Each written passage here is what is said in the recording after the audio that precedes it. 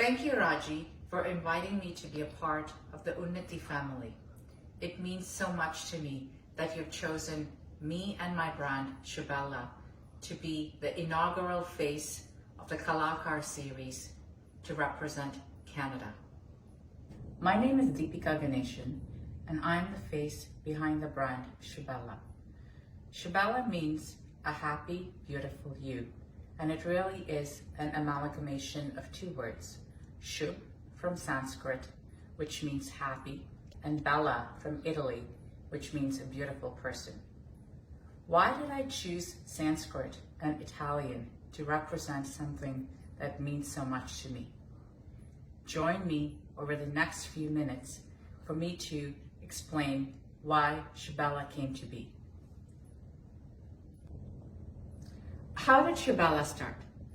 For those of you who knew the 8-year-old me, you would never have thought that a few years down the line, I would be involved in something as creative or with an artistic bent as Shubella. The 8-year-old me, sadly, did not make it too much past her first Bharatanatyam classes because she could not connect to the teacher. She could not connect to the art form. Fast forward a few years. Looking back at that heritage where I came from and looking back at everything I was exposed to, I know that Shubella was at one point meant to be. I grew up in a family that valued education and encouraged the art form as long as it didn't get in the way of education. Nobody in the family, you would say, has an artistic bent. But that is not to say that my dreams and passions weren't always fueled and supported by my parents and my family. I grew up in the Middle East. I was exposed to a lot of cultures. I came to think of myself as a third culture child. A third culture child is someone who imbibes in them cultures from their native culture, the cultures they're exposed to, and the cultures they grow up in.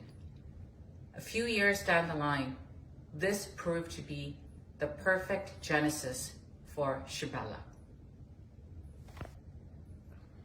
When I moved to Canada with my parents as a 16-year-old, almost 25 plus years ago, now you know how old I am, we were very focused, like many new immigrant families, in settling down and trying to forge an identity for ourselves. This meant trying to imbibe in ourselves what our new home country would look like, Canada, and what those cultures and values would mean to us, but at the same time, not wanting to let go of where we came from and what our true identity was. As years went by, Mom made sure that we remained connected to our roots by regularly hosting and inviting folks for Navratri, Golu, my favorite festival. At the same time, celebrating things that truly meant to be Canadian, like Thanksgiving, and understanding what Christmas meant in a non-Christian household.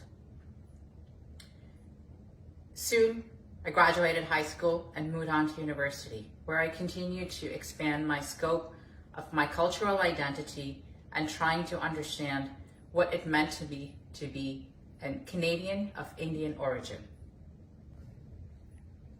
I'd love for you to come along as we go through my home and show you how this new identity has forged into my current way of living and how it influences the pieces that I create for Shubella. Let's begin by taking a look at some of the elements that make up my home. Books, artwork from India, a lot of DIYs, flowers, and kitschy stuff like chalkboards are what inspire me. In this frame, you see my favorite color, purple, reflected in hyacinths and in the colors of the holy gulal that I haven't yet put away. A lot of these things unconsciously and subconsciously influence the colors that go into my Shubella pieces and the pieces themselves. The kitchen, they say, is the heart of the home, and I'm very proud that this corner also houses a lot of my DIY prints. These are basically just photos I've taken of vegetables that I've grown in the garden, salad that I've been making, or candle on my windowsill. All of these pieces, though it may not seem like it, have subconsciously at some point influenced the colors of the pieces that you see in Shubella itself. What you see here is the rules of the house jokingly laid out in French. For me, French is an integral part of who I am. Though I don't speak the language, I respect the fact that French is a second language of Canada, and for that very reason, I feel that there's a lot of European influences sometimes that are brought into my Shubella pieces. Come with me now as I show you more of how I get influenced by and get my inspiration for the pieces I create.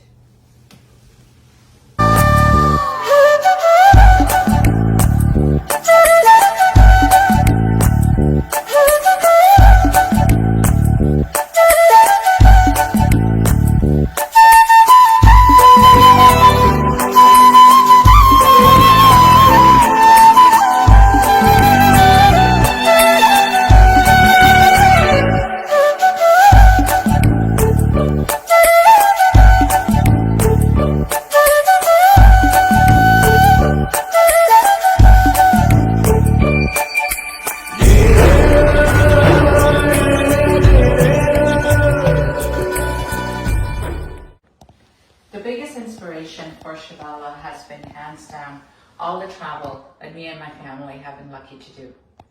This travel I have attempted to translate into this gallery wall here, which is a mixture of curios from travels, prints that I've taken and framed up.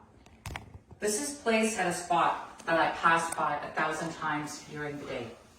Every time I pass by this spot, I'm always inspired, and there's always an element of this that inspires me to either create the next collection or create the next piece.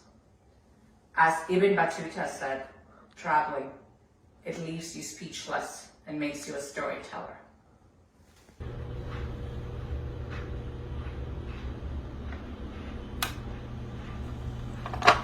As I mentioned, a lot of inspiration for my pieces for Shubella comes from travel. This particular piece that I'm envisioning, for example, uses African turquoise in matte set against a German silver pendant, which is crescent shaped and has turquoise dangles at the bottom. When I think of this, I imagine somebody wearing this on a beach vacation somewhere for those days when we can travel again. Another piece that I recently completed is this piece featuring dove gray pearl nuggets with a simple antique bronze focal pendant. When I made this piece, I envisioned in my mind's eye somebody wearing this against a very simple chiffon outfit or with a kanjivaram.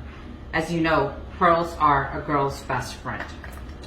Finally, nature is always my biggest source of inspiration. This piece from my latest collection, Mausam-e Bahar, features pink and yellow glass nuggets that have been strung on a dory, adjustable to be featured in a choker style necklace. Mausam-e Bahar, the arrival of spring. As the name suggests, the inspiration for this collection was spring and all the flowers that come with it. Shubella has given me an opportunity to grow as a person and to be able to explore facets of myself that I thought I wasn't quite capable of. As I said at the start of this, I didn't come from an artistic family or have an artistic bent to me. What Shubella has allowed me to do is explore and continue to push the boundaries of my own comfort zone. Along with Shubella, I have been fortunate enough to meet numerous like-minded folks, supporters who have now become friends and almost family. Without any of these, I would not be able to continue to pursue my passion project. By pursuing Shubella, what it has allowed me to do is allowed me to give back to the community in small, but what I hope are meaningful ways. Thank you for joining me on my journey today. Raji, Thank you very much for considering me worthy of the UNNATI platform and allowing me to become a part of the broader family. To a happy, beautiful you. Thank you.